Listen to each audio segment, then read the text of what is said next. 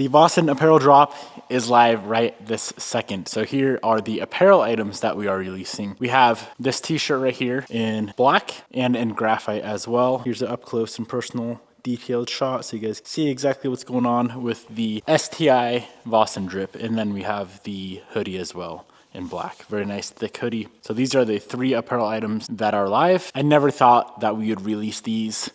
This is a real, true 7-ply Canadian maple skate deck with, of course, on the bottom, the STI you want to brag about. We got Gary right here. Look at the quality on this thing. Very, very nice.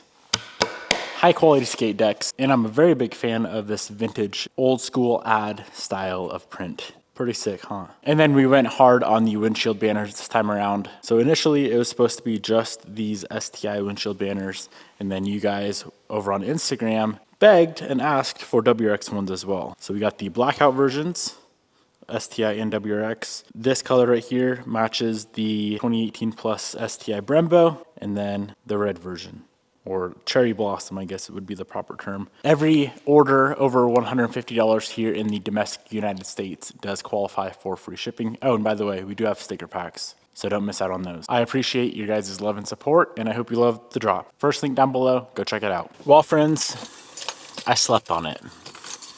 If you didn't watch yesterday's video, you didn't miss out on much other than me having to remove the cylinder head on the Evo 8 project. And I said I would sleep on it and see if I want to just pop the motor out, because there's other little issues that I want to take care of at the same time. And I have decided the engine is going to be removed today completely. Now the main reason, kind of the sole reason for it, is I am confident that clutch, or that rattle, that grinding nasty sound that is not really livable, it's got to be clutch related. And if it's not clutch related, it's either some of the trans or the T-case. Because like I said yesterday, it doesn't do it on the lift. It only does it under load. D-cell load. If it's just free spinning on the lift, the rattle is non-existent. So I'm going to pull the motor. It's not really that big of a deal from where we're at. All that we need to do is drop the subframe out. All the wiring's disconnected. The radiator's out. The turbo kit's off. It's literally subframe off, 30 minutes. Motor mount and drive line. Probably another 1 hour max, the motor will be out of the car. And not only that, it's gonna, not only can we figure out what that grinding nasty noise is, it's gonna make it a whole lot easier to get it timed while it's out of the car, get the motor reassembled while it's out of the car, see if there's any other issues while the motor's on the stand, so on and so forth. It just makes more sense. I am going to start out with getting all of the fluids drained out of this thing. Engine oil, transfer case, and tranny transmission. Oil looks clean, looks normal. I don't see anything funny going on there.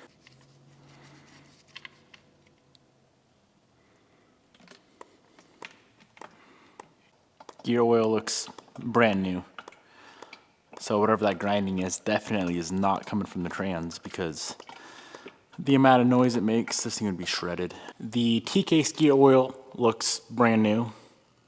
So I know the T-case isn't gurninating itself. The only thing it could be, man, it's gotta be that clutch. Something with the clutch is going on. This time around, I am leaving the brakes on the car. So I'm just disconnecting the lower control arm from the knuckle and pulling the lower control arm out with the subframe. All this stays. This whole floppy assembly can stay. A little bit easier that way. Axle's already moved. Let's get my handy dandy screwdriver that works every single time to disengage the throttle bearing. Let's see how good I am this time. Let's see if she wants to cooperate today. I have a feeling she will.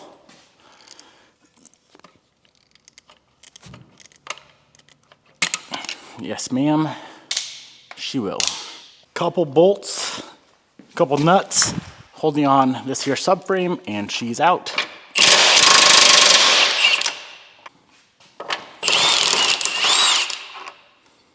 Okay, that should be it.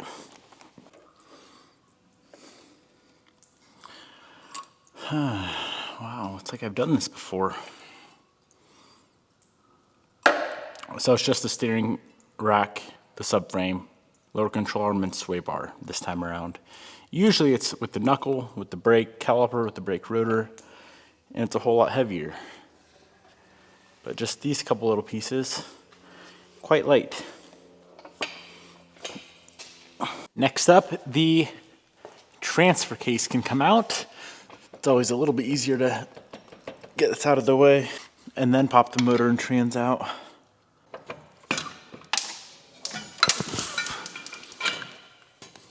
We are down to the last two motor mounts.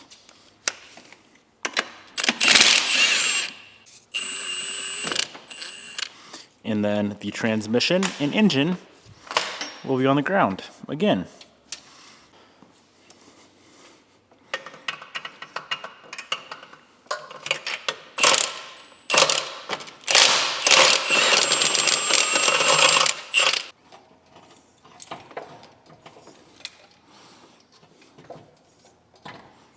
And the motor's back out. Yay.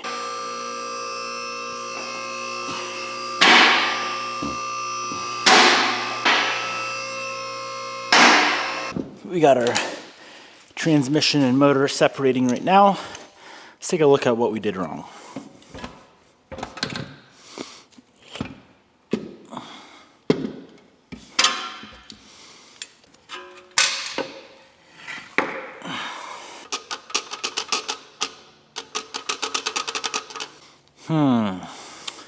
Now, is that normal?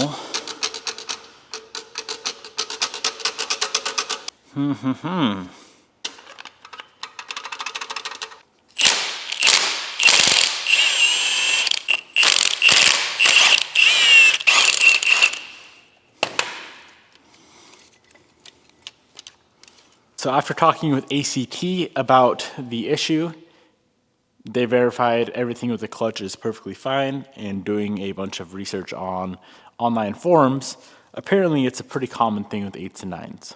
As soon as you push in the clutch, it goes away.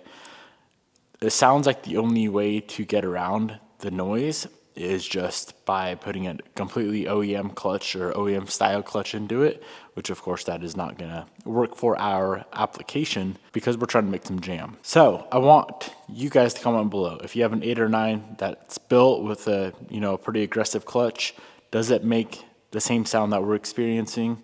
It's livable. Of course it's annoying, but it's livable. So if it's normal, I feel like I should know this answer. I've had a lot of 8s and 9s, but if I'm being honest, I don't think I've ever experienced one this loud.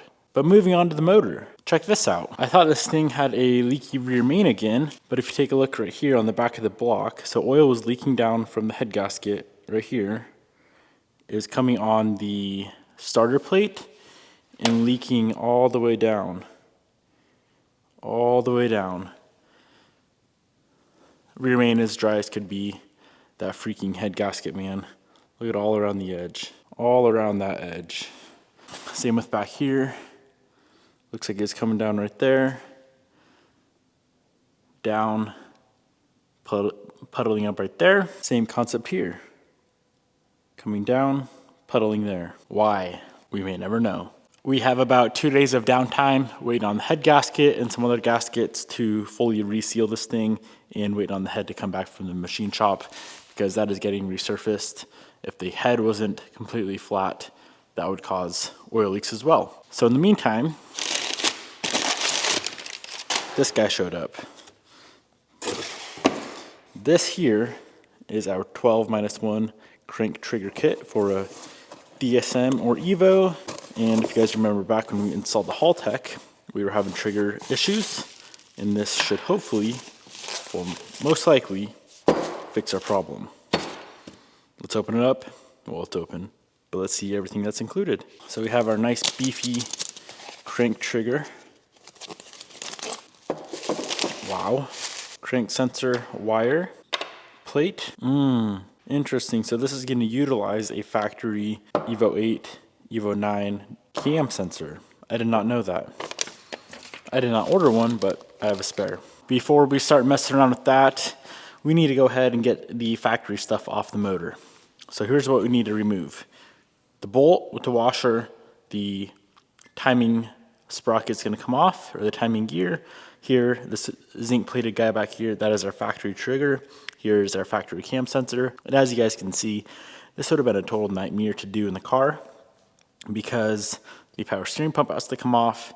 Looks like that bracket may have to come off, that pulley has to come off. Quite a bit of stuff has to come off to get the factory crank sensor off. Is it doable in the car? Absolutely. Would it have been fun? Not at all.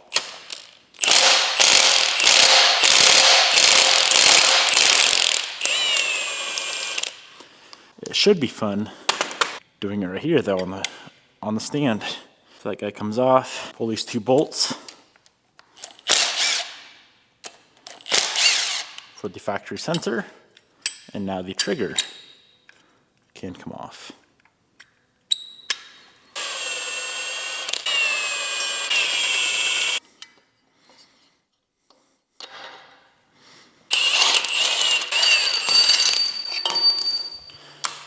Alrighty, there we have access to getting the factory crank sensor off. Ta-da! The factory crank sensor bolts right here. Now this Kigley bracket is going to utilize that bolt and that bolt. Now keep in mind, a couple things to note. You cannot do the Kigley kit with a balanced shaft. You must do the balanced shaft delete, which of course, if you're building a high horsepower Evo, you should do it anyway.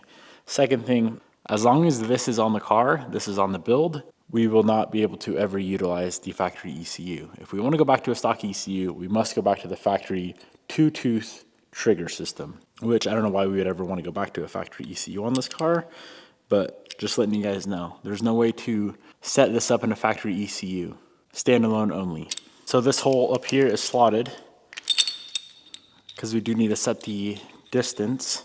And this bolt right here, this Allen, this one you must put RTV on the threads, otherwise you will have a leak. So that is how that is gonna sit. And then the trigger goes on, and an OEM Evo 8 or 4G cam sensor goes there. So that is the gist of it. We'll get it fully set up here in a few days. I did decide, like I said earlier, I'm just gonna reseal this thing. So I'm waiting on the gasket for the oil pump case, and then we can actually get this thing properly set up. But there is something else we can do that we need to do on the cam side of things. So this here is our cam sensor trigger, and this guy needs to be modified, meaning one of the teeth we are removing. This whole big tooth, it's got to be lopped off. We don't need it.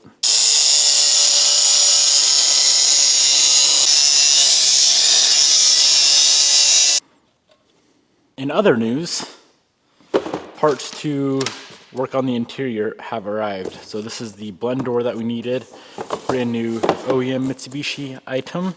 And then I decided just to replace the cable. The cable is $8 from the dealer, or $10 for the dealer. Blend door, 150 bucks. Spendy little tyke, but of course we need heat and AC. Nice. We got the blend door itself, screws, and a replacement piece of foam, which I needed desperately. I'll show you why later. I'm curious, is this gonna move any easier? It's 10 times easier. Now it makes sense. Comes pre-lubed and everything. I'm glad I didn't, I guess you could say, cheap out and get one from the wrecking yard, because I don't think it would ever feel as good as this one's gonna feel. So we need to go ahead and completely disassemble this. There's two halves, splits right down the middle, comes apart, blend door comes out. Bam, bam, bam. Well, at this point, nothing else can be replaced besides just buying a new car, I guess you could say. So I'm assuming it's gonna be fixed.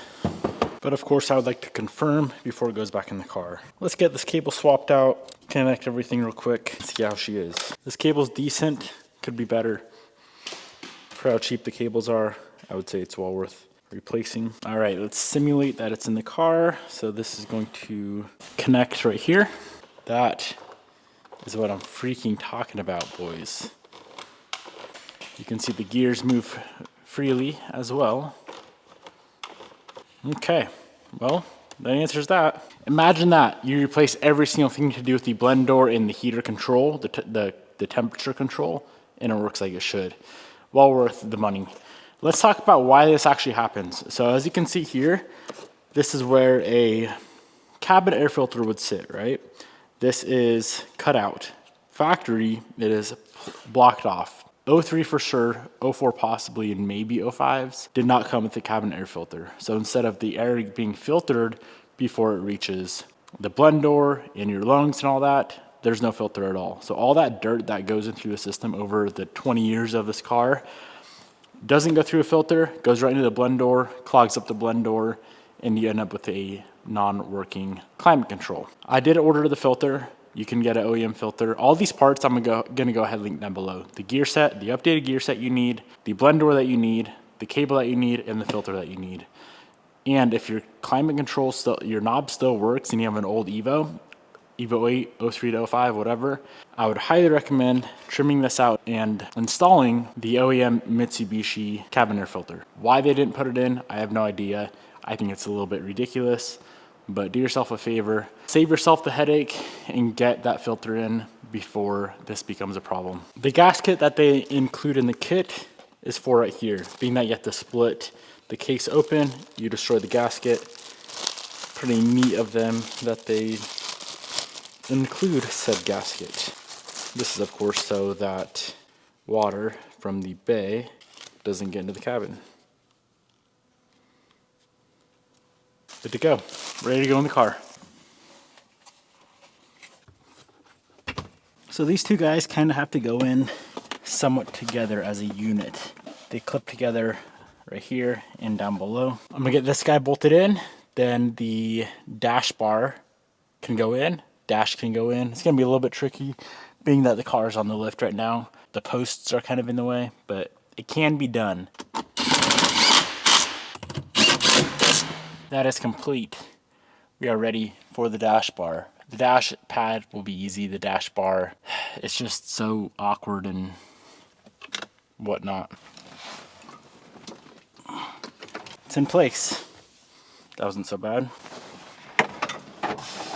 Dash pad is in. 20, 30 more minutes, entire dash and interior will be back together. My friends, the interior is all back together. Haltech is installed. Everything on the inside is back to how it was before. All that work, just have that. That's a lot of work for a freaking knob, but we got heat, we got AC. That knob works. Of course that knob works. It's always the climate, or I guess the heater, the temperature that fails. Not this one. But of course, if this did not work, there would be no point to having the AC system on the car. So I'm glad we got that sorted out. Was it worth it? Absolutely not. That's way too much freaking work. But it is worth it, I guess you could say. Because now it works. Now it's OEM. And now you guys know how to do it as well. As soon as that cabin filter comes in, we just got to pop the ECU back out, 3 bolts, slide it down, put the cabin filter in, screw it in, and we'll be good to go. Better late than never.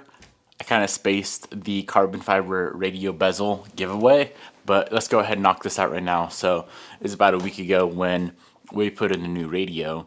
We couldn't use the carbon one that I had made, and I said I was going to give it away to one of you guys. So here's the video. We're going to be using randomcommentpicker.com, and the winner is, I'm not even going to try to pronounce that, but on Instagram, Reg was like. Shout out to you. You're the winner of the carbon bezel. Congratulations, my friend. Hope you guys enjoyed today's video. Goodbye.